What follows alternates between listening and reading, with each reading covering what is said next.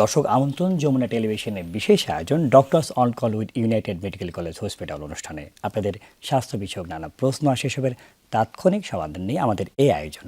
আমাদের এই আয়োজনে থাকছেন দেশ বরেণ্য আর আধুনিক চিকিৎসা বিজ্ঞানের দক্ষ চিকিৎসকরা। এই পর্যায়ে আজ আমাদের আলোচনার বিষয় রোজা শেষে পেটের যত্ন। আলোচনার জন্য আমাদের সঙ্গে অতিথি হিসেবে আছেন অধ্যাপক ডক্টর তৌহিদুল করিম মজুমদার, সিনিয়র কনসালটেন্ট গ্যাস্ট্রোএন্টারোলজি বিভাগ, ইউনাইটেড মেডিকেল কলেজ হাসপাতাল। আপনাদের সাথে পুরো আয়োজন জুড়ে আছে আমি ডাক্তার আবু সাইদ শিমুল। দর্শক, রমজান কিন্তু শেষের দিকে, এখন দেখা যাচ্ছে আর কয়েকদিন পরেই হবে ঈদ এবং তারপরে আমরা স্বাভাবিক জীবনে ফিরে যাব। কিন্তু এই যে এই সময়ের আমাদের যে রমজানের সময় একটা রুটিন, আমরা সেহরি খাচ্ছি, ইফতার খাচ্ছি, তা থেকে কিন্তু একটু ভিন্ন একটা পরিবেশে আবার আমরা স্বাভাবিকভাবে ফিরে যাব। রোজা শেষে যখন ঈদ আসবে তখন দেখা যাবে যে আমাদের মধ্যে অনেক ধরনের ভারী খাওয়া দাওয়া হবে। আবার যখন অফিস শুরু হয়ে যাবে তখন কিন্তু আমরা দুপুরের খাবার, সকালের নাস্তা, এই সব মিলিয়ে যে আমাদের একটা পরিবর্তন, সেই সময় আমাদের কি করা উচিত বা ঈদে আমাদের কি করা উচিত, এসব বিষয় নিয়ে আলাপ করতে আমাদের সাথে অতিথি হিসেবে আছেন অধ্যাপক ডক্টর তৌহিদুল করিম মজুমদার। আপনাকে স্বাগত আমাদের অনুষ্ঠানে। Thank you. আসসালামু আলাইকুম। একটু যদি আমি বলতেন যে আপনার তো দীর্ঘদিন ধরে আমরা জানি যে এই বিষয়ে আসলে অভিজ্ঞতা রয়েছে এবং সেবা দিয়ে যাচ্ছেন। এই যে যখন আমি প্রথমে ঈদের বিষয়ে আসতে পারি, যে ঈদের সময়ে আসলে কি কি করা উচিত বা খাবারের প্যাটার্নটা কি হওয়া উচিত, সকাল থেকে যদি একটু বলতেন। ধন্যবাদ। রোজা তো একটা বিরাট সিয়াম সাধনা হয় এবং এই সময়টাতে আমাদের ধর্মীয় কারণেই আমাদের খাওয়ার একটা গ্যাপ পড়ে। আগে রুটিনটায় কিছুটা বিচ্ছেদ ঘটে। আগে আমরা যেমন 3 বেলা খেয়ে অভ্যস্ত ছিলাম, রোজায় মেজর মিল হয়ে যায় 2 বার। তো এই ব্রেকটা যেদিন হয় সেই দিনকে আমরা বলি ঈদের দিন। আসলে আমাদের কমন যেই রুটিন প্র্যাকটিস, এই প্র্যাকটিসের মধ্যেই কিছু কিছু চেঞ্জ আনা খুব জরুরি। ঈদের দিন আমাদের সবচেয়ে বেশি সমস্যা যে আমরা দাওয়াত খেতে হয় প্রচুর, এবং এই দাওয়াতে যেখানে আমরা যাই তাতে রিচ ফুডের পরিমাণটা বেশি থাকে, যার ফলে স্টমাক থাকে একটা বিরাট রেস্টে, লিভার থাকে রেস্টে, মানে রেস্ট মানে এক ধরনের ফিজিওলজিতে সে অভ্যস্ত হয়ে যায়। তো যখন ঈদের আনন্দের আতিশয্যে আমরা আবার আগের মতো ভুরি ভোজন শুরু করি, এটার ইফেক্টটা কিন্তু ওই দিন রাত থেকেই শুরু হয়ে যায় বা তারপরেই শুরু হয়ে যায়। তো সমাধান খুব সহজ। সমাধান হচ্ছে যে আমরা বলি গো স্লো গো স্টিডি। তার মানে যা কিছুই খাবেন সেটা পরিমিত এবং পরিশীলিত, আর কিছুটা মুখরোচক হলেও খুব বেশি মশলাযুক্ত খাবার যেন না খাওয়া হয়। আচ্ছা। আর এমনি যে বেসিক প্রিন্সিপালটা ফলো করতে হবে সব জায়গাতেই, সেটা হচ্ছে যে রিফাইন্ড সুগার না খাওয়া, তারপরে একটু কমপ্লেক্স কার্বোহাইড্রেট জাতীয় খাবারটা খাওয়া যাতে করে মেটাবলিজমটা স্লো থাকে। আচ্ছা। এটা ঈদের দিন। এরপরে পরবর্তীতে তাকে আরও বেশি সতর্ক থাকা লাগবে, যেহেতু 1 মাস সিয়াম সাধনায় একটা রুটিন অভ্যস্ত ছিল। পরবর্তী সময়ে যে সে সারাদিন খাওয়াটা খাবে, সেই খাওয়াতেও একই প্র্যাকটিস থাকতে হবে, গো স্লো গো স্টিডি, এবং লেস কার্বোহাইড্রেট খেতে হবে। কার্বোহাইড্রেট খাবারটা কমপ্লেক্স কার্বোহাইড্রেট খেতে হবে, আর প্রোটিনটা খেতে হচ্ছে একটু লিন প্রোটিন জাতীয় খাবার যেটা থাকে সেটা খেতে হবে। একটু যদি বলতেন আমাদের যে লিন প্রোটিন বলতে আসলে আমাদের দর্শকরা কি বুঝবেন। জি, ধন্যবাদ। এটা খুব ভালো কথা বলছেন। আসলে আমিষের প্রধান উৎস আমাদের দেশের জন্য হচ্ছে বেসিক্যালি 2 ধরনের। একটা হচ্ছে আমরা রেড মিট খাই, আর হচ্ছে লিন প্রোটিন। লিন প্রোটিন বলতে যেটা বোঝায় যে আমরা মাছের যে অংশ সেটা লিন প্রোটিন, চিকেন বা মুরগির যে চেস্ট সে লিন প্রোটিন, চামড়া ছাড়ানোর পরে। এটার সুবিধা হচ্ছে এটার ডাইজেশনটা খুব ইজি হয় এবং এটা স্টমাকে আপসেট বা গ্যাস ফর্মটা কম করে আর কি। আচ্ছা। ইন কন্ট্রাস্ট টু যে আমরা যে গুরুত্বপূর্ণ একটা তথ্য জানা, অনেকে দেখা যাচ্ছে যে চামড়া সহ খেতে আসলে পছন্দ করেন। তাহলে সেই ক্ষেত্রে আমরা যদি আপনি যে টিপসগুলো দিলেন সেগুলি যদি একটু মেনে চলে, দেখা যায় খাওয়া যাবে, আমরা খুব কঠোরতা অবলম্বন না করে দেখা যায় শরীরকে সুস্থ রাখা যায়। একটু যদি বলতেন, অনেক সময় দেখা যায় যে ঈদের দিনে বা পরে একটা ডায়রিয়ায় আক্রান্ত হন, দেখা যাচ্ছে পেটের সমস্যা দেখা যায়, সেই ক্ষেত্রে আসলে কি করণীয়? একটা প্রিভেনশন বলবেন, এরপর যদি চিকিৎসা একটু বলেন। এই ডায়েরিটা হয়ে আসলে হঠাৎ করে আমাদের খাওয়ার যে মেনু ছিল আগে, এটা সাডেন চেঞ্জ হয় এবং ড্রাস্টিক চেঞ্জ হয়। দেখা যাচ্ছে যে আমরা যে রিচ ফুডটা খাচ্ছি এটা পেট নিতে পারে না, তার ফলে তার মোশন বেড়ে যায়। এই ডায়েরিটা কিন্তু আপনার নর্মাল যে ডায়রিয়া বলতে আমরা যেটা বুঝি ইনফেক্টিভ ফর্ম ডায়রিয়া, সেটা কিন্তু না। এটা হচ্ছে যে আমাদের নাড়ি ভুঁড়ির অনেকটা ইরিটেশন হয়, কারণ তার আগে যে স্লো পেসে ছিল তার মোশনটা অনেক বেড়ে যায়। তো সেই ক্ষেত্রে এটার থেকে প্রতিকারটা আসলে মানে প্রতিকার নিতে হবে আগে থেকে, প্রিভেনশনের মাধ্যমে যেতে হবে। আচ্ছা। তার মানে আমি আগামী 7 দিন আমার পেট কেমন থাকবে সেটাকে আমার প্ল্যান করতে হবে এখনই। এবং আমরা বারবারই বলি যে কোনো কিছুতে এক্সেস কিছু করা উচিত না। অর্থাৎ এই যে 7 দিনের আগে থেকে যদি প্ল্যান নেওয়া থাকে তাহলে দেখা যায় যে এই যে আমরা বলি যে এই যে ডায়রিয়ার সমস্যা সেটা হবে না। যে প্ল্যানটা আসলে কি সেটার বিস্তারিত আমরা জানবো একটি বিরতির পর। এই জন্য শুধু দর্শক, অনুষ্ঠানে এই পর্যায়ে নিয়ে নিচ্ছে একটা ছোট্ট বিরতি, সাথেই থাকুন।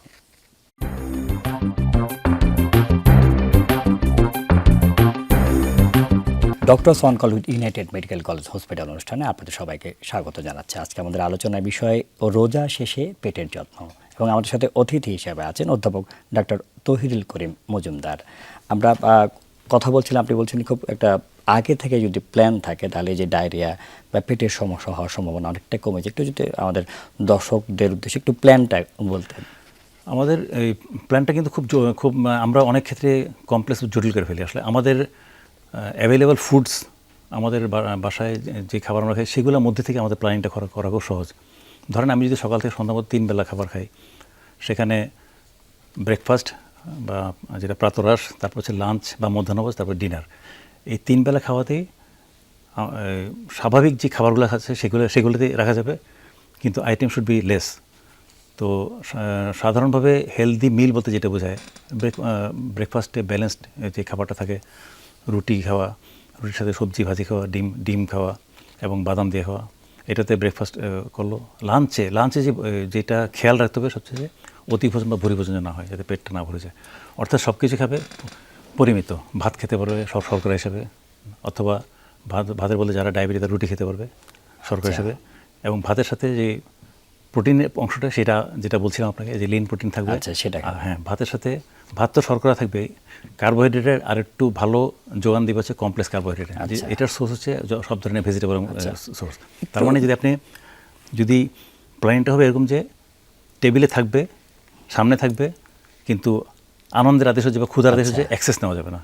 খাবারটা এমন জায়গায় স্টপ করে দেবে যখন সে ফিল করবে যে তার স্টমাক হাফ ফিল হচ্ছে। অনেকের যেটা খুবই গুরুত্বপূর্ণ বা কমন প্রশ্ন আছে, পানি কতটুকু খাবে? পানি, জি, এটার টোটাল ডেইলি পানির যে পরিমাণটা আছে 2 থেকে 3 লিটার গরম এবং ঠান্ডা, সেটাকে ভাগ করে খেতে হবে। তার মানে একবারে বেশি পানি না খাওয়াই ভালো, তাদের স্টমাক আপসেট হয়। আর একটা ভুল আমরা যেটা করি যে খাওয়ার সাথে সাথে পানি না খেয়ে স্টমাককে রেস্ট দেওয়ার জন্য মেইন মিলের আধা ঘন্টা পরে পানি খেলে, তাইলে তার পেটের যেই ব্লড যেটা বলে যে আমার গ্যাস হয়ে থাকে, খারাপ লাগে, সেই খারাপ লাগাটা হবে না আর কি। আবার আরও একটা জিনিস নিয়ে অনেকটা বিভিন্ন অনেকের মধ্যে কনফিউশন থাকে, সেটা হচ্ছে যে যখন সকালে ঘুম থেকে উঠে অনেকে 1 গ্লাস বা 1 জগ পানি খেয়ে ফেলে, তাদের ধারণা যে এটাতে তাদের হজম বা ডাইজেশন ভালো হবে। এটাও আসলে একটা ভুল ধারণা। এই কারণে যে ওই সময় যদি সে 1 গ্লাস পানি খেয়ে ফেলে, 1 জগ পানি খেয়ে ফেলে, তখন স্টমাক আপসেট হয়ে যায়। আচ্ছা, এই কারণে সবসময় পানিটা খেতে হবে মেইন মিলের আধা ঘন্টা পরে। আচ্ছা, খুবই সুন্দর তথ্য দিয়েছে। এই যে এখন তো রোদ বা গরম পড়তে শুরু করেছে, এই সময় দেখা যাচ্ছে অনেকে, যে আপনি পানির কথা বললেন, পানি না খেয়ে অনেকে দেখা যাচ্ছে স্যালাইন খায়, দেখা যাচ্ছে বা জুস খায়। এগুলি আসলে কতটুকু স্বাস্থ্যসম্মত বা কি করা উচিত? স্যালাইন যদি সায়েন্টিফিক্যালি মেড স্যালাইন হয় তাহলে তো অবশ্যই ভালো, কিন্তু জুসের ব্যাপারে আমাদের যথেষ্ট রিজার্ভেশন আছে, কারণ জুসে যে ইনগ্রেডিয়েন্ট দেওয়া হয় সেগুলো অনেক ইনগ্রেডিয়েন্ট হার্মফুল তথ্য প্রমাণ পাওয়া গেছে। সেই কারণে যদি পানির বিকল্প হিসেবে সোর্স খুঁজতে হয় তাহলে পানির বদলে ডাব ওয়াটার খেয়ে যেতে পারে। এটা খুবই ভালো একটা সোর্স। আর না হলে মানে আমাদের যেটা কোম্পানির প্রস্তুতকৃত ওর স্যালাইন আছে সেটা খাওয়া যেতে পারে, কিন্তু এর বিকল্প হিসেবে জুস খুব বেশি ভালো অল্টারনেটিভ হবে বলে আমার মনে হয় না। অত অনেকে দেখা যাচ্ছে যে একটুতে ক্লান্ত লাগলেই আবার স্যালাইন খেয়ে ফেলে, যে সবসময় ডায়রিয়া হতে হবে তা না, ঘাম হতে হবে। এইটা আসলে কতটুকু? এটাও আসলে খুব বেশি সায়েন্টিফিক বলে আমি মনে করি না। ডায়রিয়া মানে আপনি জানেন যে ডায়রিয়ার একটা নির্দিষ্ট পরিমাণ ডায়রিয়া হলে সেখান থেকে তার ইলেকট্রোলাইট লস হয়, লবণ লস, তখন স্যালাইনটা দিলে রিপ্লেস হয়। কিন্তু আমার হচ্ছে বা হবে তার আগে আমি অ্যান্টিসিপেট করে খাওয়াটা আসলে জাস্টিফাইড না আর কি। এটাতে হিতে বিপরীত হতে পারে, অনেক সময় সোডিয়ামের পরিমাণটা শরীরে বেড়ে যেতে পারে। কাজে ডায়রিয়া বা ডিহাইড্রেশন হয়ে যাচ্ছে বা হয়ে গেলে যে কষ্টটা হবে সেটা রিপ্লেস করার জন্য স্যালাইন খাওয়া যেতে পারে। আগে থেকে খাওয়া খুব বেশি জরুরি প্রয়োজন আছে। আমরা ডায়রিয়া নিয়ে আলাপ, কিন্তু একটা বড় অংশই দেখা যাবে কোষ্ঠকাঠিন্য হয়। কোষ্ঠকাঠিন্য যাদের হয় তাদের ক্ষেত্রে আসলে কি করণীয়? আসলে কোষ্ঠকাঠিন্য, আমাদের দেশে যে কোষ্ঠকাঠিন্যটা আমরা অনেক জায়গায় আমরা বলেছি যে কোষ্ঠকাঠিন্য যে আমাদের যে সায়েন্টিফিক ডেফিনেশন, এই আওতায় কিন্তু আমাদের কোষ্ঠকাঠিন্য আমরা অনেকেরই ধারণা যে পায়খানা ডেলি হইতেই হবে, অথবা পায়খানা কারো হচ্ছে কিন্তু কমপ্লিট না হওয়া পর্যন্ত না হলেই তারা এটাকে কোষ্ঠকাঠিন্য বলে আর কি। তো পিওর কোষ্ঠকাঠিন্য যেটা কনস্টিপেশন আমাদের ডাক্তারি এর সংখ্যা কিন্তু আসলে কম। তার মানে কোষ্ঠকাঠিন্য যেটা বলা যায় তার বাউল হ্যাবিট, যে পায়খানা করার হ্যাবিটটা একটু চেঞ্জ হলে আমরা এটাকে মাথায় নিয়ে যে কোষ্ঠকাঠিন্য। আচ্ছা, এটা আসলে এই সংজ্ঞাটা একটু গোলমাল আছে, তাহলে বুঝতে হবে সব কোষ্ঠকাঠিন্য আসলে ডাক্তার সব কোষ্ঠকাঠিন্য। আর আচ্ছা, অনেকেরই দেখা যাচ্ছে যে কোষ্ঠকাঠিন্য আছে বা একটু দেখা যাচ্ছে মল দিয়ে একটু রক্ত পড়ছে, এটা কখন এটা আসলে চিন্তার কারণ? এটা সবসময় চিন্তার কারণ অবশ্যই না। যখন কারো এই পর্যায়ে চলে যায় যে সে ডায়েটারি ফাইবারও খাচ্ছে, তারপরে কোষ্ঠকাঠিন্য না হওয়ার জন্য যে প্রিভেন্টিভ মেজার্স, রেগুলার মিল, এটা সব কিছু, তারপরেও পায়খানা ইরেগুলার হচ্ছে, তখন অবশ্যই চিন্তার ব্যাপার। তবে তার সাথে একটা গুরুত্বপূর্ণ তথ্য আপনাকে মানে আমি দিতে পারি, সেটা হচ্ছে কোষ্ঠকাঠিন্য বা ডায়রিয়া এগুলোর সাথে আমরা অ্যালার্মিং কিছু সাইন আছে, যেগুলো যদি থাকে জি একটু বলেন। সেই ক্ষেত্রে এটা মানে গুরুত্বের সাথে নিতে হবে এবং তখন ডাক্তারের শরণাপন্ন হতে হবে। অ্যালার্মিং সাইনের মধ্যে অন্যতম প্রধান হচ্ছে তার বয়সটা কত। এইজেড পার্সন, এইজেড বয়স্ক লোক, যে কোনো ধরনের changes in the Baul habit, মানে আমাদের স্বাভাবিক মল ত্যাগের যে অভ্যাস, এটা চেঞ্জ হলে যে কোনো ফর্মে, সেটা বেশি হোক বা কম হোক, তখন আমাদের এটা অ্যালার্মিং সাইনের একটা অন্যতম ক্রাইটেরিয়া, এই যদি বয়স্ক হয়। তার সাথে অন্য কিছু অ্যালার্মিং সাইন বা সিমটম আছে, যেমন ওয়েট লস হওয়া, ওজন কমে যাওয়া, তারপরে রক্তশূন্যতা দেখা দেওয়া, তারপরে ক্ষুধা মন্দা বা অরুচি, তারপরে এর সাথে আমরা যদি দেখি যে তার রক্তশূন্যতা আছে, লিম্ফ গ্ল্যান্ড ফুলে যাচ্ছে, এগুলো হচ্ছে অ্যালার্মিং সাইন। এগুলো থাকলে ডেফিনেটলি বুঝতে এই কোষ্ঠকাঠিন্য স্বাভাবিক কোষ্ঠকাঠিন্যের সাথে এক নয়। এইগুলো যে একটা ডেঞ্জার সাইন বা এটা কোনো অন্য কিছু কিনা, বা সাধারণভাবে মানুষ যেটা জানতে চায় যে কোনো কোলনের বা অন্য কোথাও কোনো ক্যান্সার কিনা, এটা জানার জন্য কি কি পরীক্ষা নিরীক্ষা করা উচিত সে বিষয়ে আমরা আলাপ করবো একটি বিরতির পর। প্রিয় দর্শক, doctors on call with United medical college hospital অনুষ্ঠানে এই পর্যায়ে নিয়ে নিচ্ছে একটা ছোট্ট বিরতি, সাথেই থাকুন।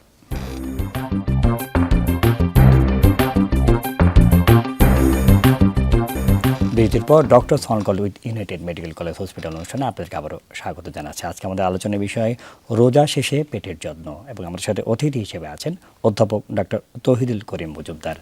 আমরা আলাপ করছিলাম যে বলছিলেন কি কি পরীক্ষা নিরীক্ষা করে আসলে বোঝা যাবে যে তার কোনো সমস্যা হয়েছে কিনা, বা আমরা একদম স্পেসিফিক লেভেলে ক্যান্সার বা অন্য কিছু কিনা। ধন্যবাদ। আমাদের ক্লিনিশিয়ানের চোখে আসলে প্রথমে আমরা ক্লিনিক্যাল এক্সামিনেশন, যেটা হিস্ট্রি এবং এক্সামিনেশন থেকে আমরা অনেকগুলো ক্লু পেয়ে যাই যে তার ক্যান্সার থাকতে পারে কি না পারে। তার মানে আগে যেটা বলছিলেন যে পায়খানার কনস্টিপেশন বা কষা হইলে কোন সময় আমাদের কোনো পরীক্ষা নিরীক্ষা করা প্রয়োজন, তার মধ্যে অন্যতম প্রধান হচ্ছে আমি কখন আসলে সন্দেহ করছি যে এটা খারাপ কিছু হতে পারে। তার মানে রেড ফ্ল্যাগ সাইন্স বা ওগুলো যদি থাকে সেগুলো থাকলে আমরা চেক করতে বলবো। তার মধ্যে প্রথম গুরুত্বপূর্ণ পরীক্ষা হচ্ছে রক্তের হোল ব্লাড কাউন্ট, যেটা একটা গুরুত্বপূর্ণ তথ্য দিবে। তারপরে আমরা পর্যায়ক্রমে আমরা বলি যে invasive to non invasive to invasive, মানে যেই পরীক্ষাগুলোতে আমার রোগীকে কষ্ট কম দেওয়া হবে সেগুলি আমরা আগে করে ফেলি। রক্ত পরীক্ষা, স্টুলে ওবিটি টেস্ট আছে, সেটা করা যেতে পারে। এগুলোতে ক্লু যদি না পাওয়া যায় তাহলে আমরা তাকে বলি ইনভেসিভ পরীক্ষা, যেটা আছে একটু বেশি ঝুঁকিপূর্ণ পরীক্ষা, সেটা হচ্ছে কোলোনোস্কোপি।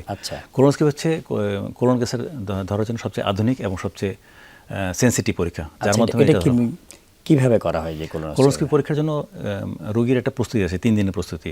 এই 3 দিনে উনি যার জন্য কোলোনোস্কোপি করার প্রয়োজন তার কিছু খাবার দাবারের রেস্ট্রিকশন থাকে। যেই খাওয়াতে বেশি বেশি মল উৎপন্ন হয় সেগুলো আমরা কম খেতে বলি, যেগুলোতে মল কম তৈরি হয় সেগুলো খেতে বলি। পরীক্ষার দিন সকালে তাকে কিছু ওষুধপত্র খাইতে হয়, যেটা খেলে ওনার এইসব প্রস্তুতি নিয়ে তারপর পরীক্ষাগুলো করতে। একটু আমি জানতে চাইছি যে কোলোনোস্কোপিটা এটা আমরা বলি নির্ণয়ের একটা ইনভেসিভ প্রক্রিয়া, এবং সেটা আধুনিক একটা উপাদান।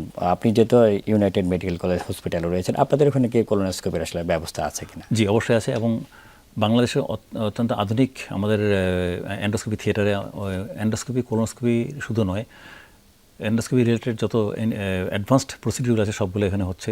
যেমন এন্ডোস্কোপি, আল্ট্রাসাউন্ড, ডাবল বেলন এন্ডোস্কোপি। আপনি হয়তো শুনে থাকবেন যে এন্ডোস্কোপির মধ্যে আমরা পেটের উপরের অংশটা দেখি। টোটাল পেটের লেন্থ যদি 32 ফুট হয় তাহলে এন্ডোস্কোপির সাহায্যে আমরা দেখি 4 ফিট, কোলোনোস্কোপির সাহায্যে আমরা দেখি হয়তো 8 ফিট। কিন্তু মাঝখানে যে অংশটা, যেটা স্মল গাট, এটা দেখার কিন্তু মেশিন আমাদের দেশে তেমন কোথাও ছিল না।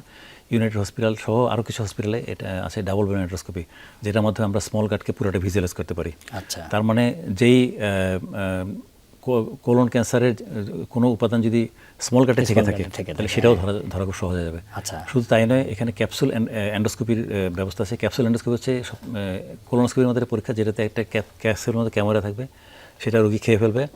এটা 2 দিন ধরে ট্রাভেল করতে করতে পেটের পুরো অংশের ছবি তুলে আমাদেরকে পাঠাবে।